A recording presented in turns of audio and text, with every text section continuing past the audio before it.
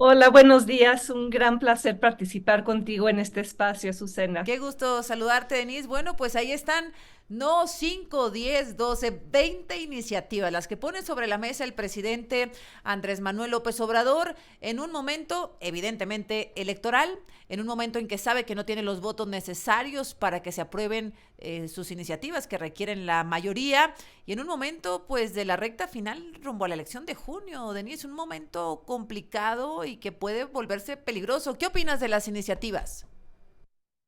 Pues más que nada quiero discutir la intención, porque lo que busca el presidente, así como el flautista de Hamelin en aquel cuento de los hermanos Grimm, es que todos corran detrás de él, que él sea el centro de la atención, que él marque el debate de nuestros tiempos, incluso en temporada electoral.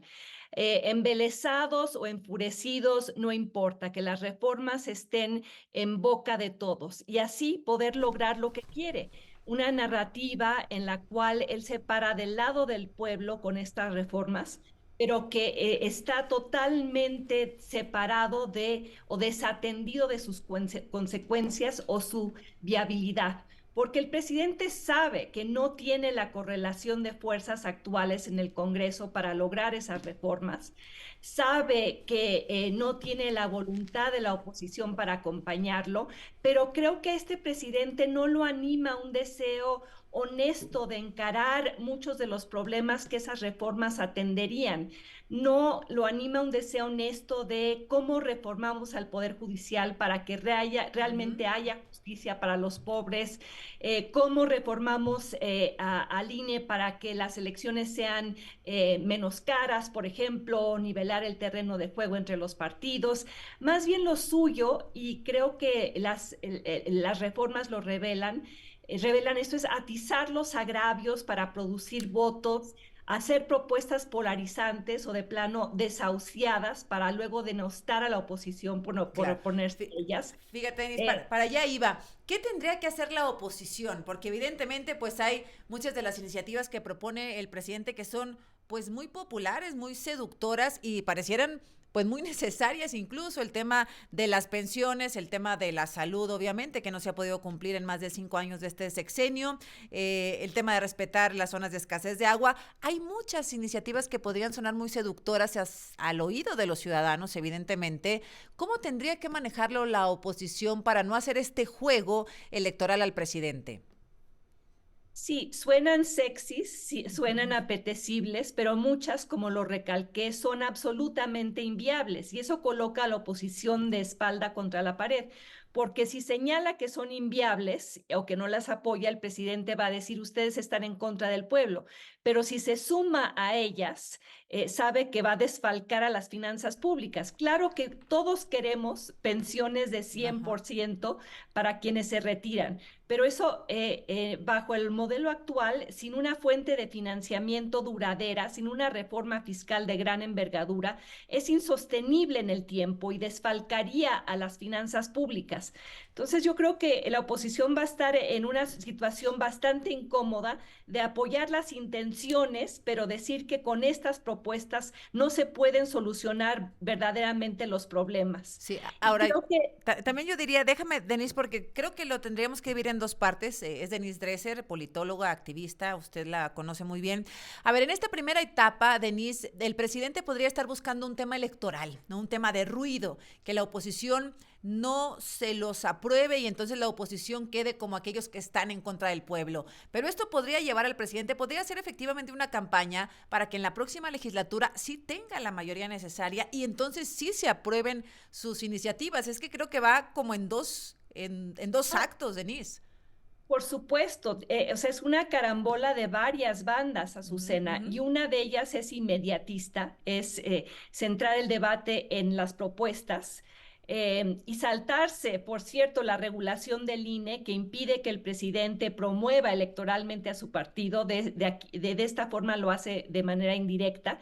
Otra es sentar la agenda para la elección que el pueblo salga a votar en favor de reformas, aunque no sean viables o tengan consecuencias terribles. Vuelve a ampliar, por ejemplo, el catálogo de los delitos que merecen prisión preventiva oficiosa, a pesar de que ya se le dijo en el sistema interamericano que eso viola los derechos humanos. Desaparece, por ejemplo, el contrapeso del Poder Judicial, que en una democracia, o sea, no hay democracia sin contrapesos. Y creo que esto revitaliza esta intención de centralizar el poder. Y la tercera banda de juego aquí es atarle las manos a Claudia Sheinbaum. Uf, Ella que se jacta de ser claro. una mujer que traerá la continuidad con cambios, pero es más científica, es más técnica, es más racional, pues esta agenda le está marcando el camino y en realidad lo que está haciendo es atajar su libertad de acción. Cualquier cambio o cualquier propuesta novedosa que ella tenga, Ujú. ya sea que sea frenada por el presidente cogobernando desde la chingada su rancho, Ajá. o movilizando. Sí. Interesante que reduzca, por ejemplo, el porcentaje de la votación para la revocación del mandato a 30%. Es una camisa de fuerza, ya de entrada no sigues lo que estoy delineando para mi legado, para seguir gobernando, digamos, de manera implícita, ¿no? Con todas estas iniciativas, reformas e instrucciones, y bueno, pues ahí está la guillotina, ¿no? Por supuesto, y algo que sí quisiera recalcar es este traspaso de la Guardia Nacional a la Sedena, Ujú. una preocupación para los ciudadanos congruentes, demócratas del país. Se acaba de presentar un libro, El daño ya está hecho, realizado por las mejores mentes de la izquierda democrática. Es que se está militarizando a México, a una democracia que no va a poder serlo en la medida en la que haya tantos militares haciendo tareas que no les corresponden y sin auscultación, sin rendir cuentas al poder civil.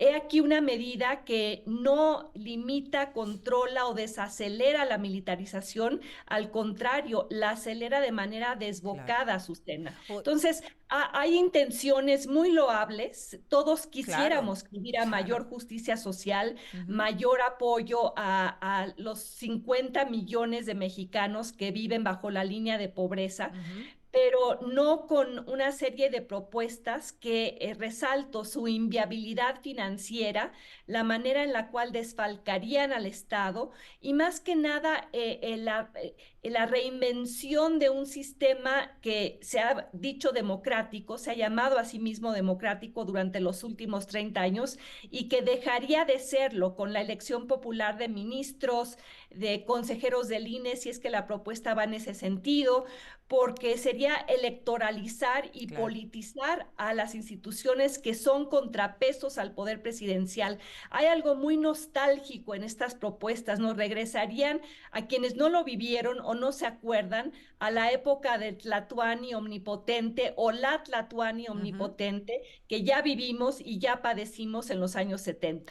Bueno, pues ahí está el peligro, la seducción, como en el tema del Salvador, pues dice la gente, yo puedo entregar mi paz o mi libertad a cambio de que haya seguridad y no tendríamos que estar en el momento en que tengamos que decidir entre una cosa o la otra. En una sociedad civilizada, avanzada, tendríamos que poder tener las dos cosas, ¿no? En un diálogo y en una reflexión social importante, Denise.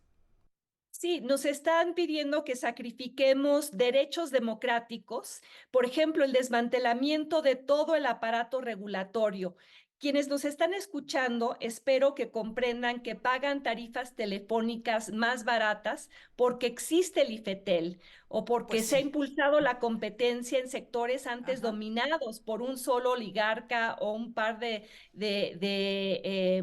monopolistas. Bien. Esas instituciones creadas durante Claro, la claro. época de la transición fueron creadas precisamente para beneficiar al consumidor, al Ujú. ciudadano, que tenga derecho a tener mejores productos a Bien. precios más baratos, no los que determine el señor Slim o el señor Salinas Pliego o O el señor cualquier. Lacrea. Bien.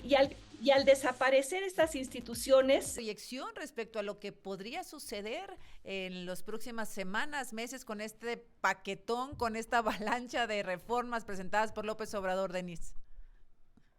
Como dijiste, correctamente al inicio, es un paquete muy seductor, pero muy manipulador en muchos Sí. sentidos, porque hace creer que gran parte de esto es posible, que gran parte de esto es necesario, y no explica los cómo ni con qué se financiará, y se vale también de este impulso reformista, detrás del cual se esconde una clara pulsión autoritaria, centralizadora y de fortalecimiento de una presidencia omnipotente. Ya lo vivimos en el pasado, Azucena, y quienes nos están escuchando, y así nos fue. Ojalá fuera una llamada de alerta frente a mucho de lo malo que se esconde detrás de las buenas intenciones. Bueno, pues seguiremos platicando, Denise. Por lo pronto, muchas gracias. Siempre un gusto y un privilegio poder conversar contigo y escucharte. Gracias, Denise Dresser. Buenos días. Buenos días y nos vemos el domingo en Monterrey para Nos, la presentación de mi libro. ¿Qué sigue?